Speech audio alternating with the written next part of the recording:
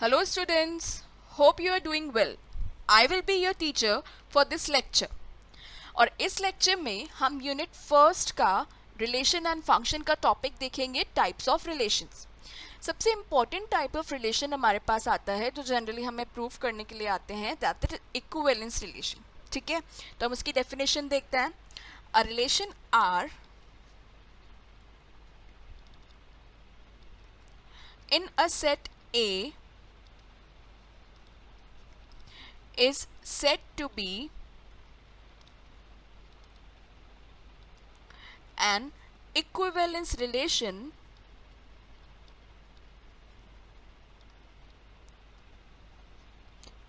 if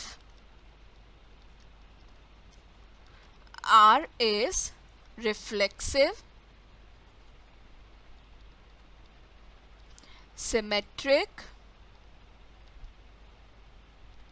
and transitive. ठीक है, हमने ये तीनों टाइप्स के रिलेशन देखे हैं, रिफ्लेक्सिव, सिमेट्रिक और ट्रांजिटिव। तो अगर कोई एक रिलेशन आर वो तीनों होगा तो हम उसे क्या बोलते हैं? एक इक्विवेलेंस रिलेशन। ठीक है, अब जल्दी से हम इसे शॉर्ट में देखते हैं कि रिफ्लेक्सिव, सिमेट्रिक, ट्रांजिटिव का क्या मतलब था। ठीक है, कोई भी रिलेशन रिफ्लेक्सिव कब कहलाता है? If A, A belongs to R for every element A from the set A।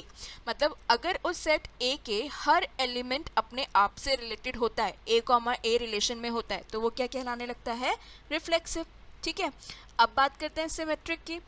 कोई भी एक रिलेशन सिमेट्रिक कब कहलाता है? जब अगर A, B रिलेशन में होगा तो फिर B, A भी रिलेशन में हो। For every A, B belongs to A, मतलब हर दो एलिमेंट A और B के लिए अगर A, B रिलेशन में है तो B, A भी क्या होना चाहिए? रिलेशन में, ताकि वो क्या कहलाएगा? सिमेट्रिक। और एट लास्ट ट्रांजिटिव कब कहलाता है? जब A, B रिलेशन में हो और B, C रिलेशन में हो तो कंपल्सरीली A, C भी रिलेशन में होना चाहिए। ठीक है, तो जब ये तीनों कंडीशंस फुलफिल होती हैं तो हम ऐसे रिलेशन को क्या बोलते हैं कि वो कैसा है? Equivalence relation. ओके, सो इक्विवेलेंस रिलेशन को और बेटर समझने के लिए हम एक एग्जांपल लेते हैं। फिर से हम मान लेते हैं कि हमारे पास यहाँ पे एक सेट A है। A में एलिमेंट्स हैं 1, 2 और 3।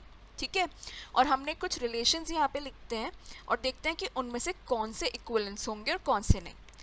R1 लिखते हैं जिसके अंदर 1, 1 है, 2, 2 है, 3, 3 है। ठीक है, फिर R2 लिखते हैं जिसमें 1, 1 है, 2, 2 है, 2, 1 है और 3, 3 है। ठीक है, फिर R3 लिखते हैं जिसमें 1, 1 है, 2, 1 है। और अब देखते हैं कि कौन से इक्विवेलेंस होंगे और कौन से नहीं।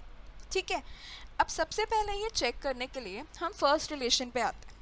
फर्स्ट रिलेशन में A सेट के सभी एलिमेंट्स अपने आप से रिलेटेड है, 1, 1, 2, 2, 3, 3, मतलब ये रिफ्लेक्सिव है। ठीक है, सिमेट्रिक कब होता है? जब उसका ऑपोजिट ऑर्डर्ड पेयर भी हो। 1, 1 का ऑर्डर्ड पेयर 1, 1 ही होगा, वो भी है। 2, 2 का भी 2, 2 ही होगा, वो भी है। और 3, 3 का भी 3, 3 ही होगा, तो वो भी है। और ट्रांजिटिव कब होता है? जब 1, 1 है तो 1 से स्टार्ट होने वाला जो दूसरा हो, A, B, B, C हो तो A, C भी हो, तो वो कंडीशन यहाँ पे वैलिड ही नहीं है। क्यों? क्योंकि 1 से कुछ और स्टार्ट नहीं हो रहा है, 2 से भी नहीं हो रहा है, 3 से भी नहीं हो रहा। मतलब ये रिलेशन जो है ये तीनों कंडीशंस को सेटिस्फाई कर रहा है, तो हम क्या बोल सकते हैं कि ये कैसा रिलेशन हो गया? Equivalence relation. ओके, सेम तरीके से R2 में भी रिफ्लेक्सिव है, ये हमें पता चल रहा है। ठीक है, अब यहाँ पे देखेंगे सिमेट्रिक के लिए तो 2, 1 है लेकिन 1, 2 नहीं है। तो हम कह सकते हैं as 1,2 does not belongs to R2। तो डायरेक्टली जब ये एक चीज़ नहीं है, सिमेट्रिक नहीं है, तो ये इक्विवेलेंस भी नहीं है, क्योंकि तीनों चीज़ होना ज़रूरी होता है। Okay, and at last R3 के अंदर R3 तो रिफ्लेक्सिव भी नहीं है, तो फिर इक्विवेलेंस की तो बात ही नहीं आती। ओके, तो इस तरीके से हम टेस्ट कर सकते हैं रिलेशन को। I hope you understood the explanation. Thank you.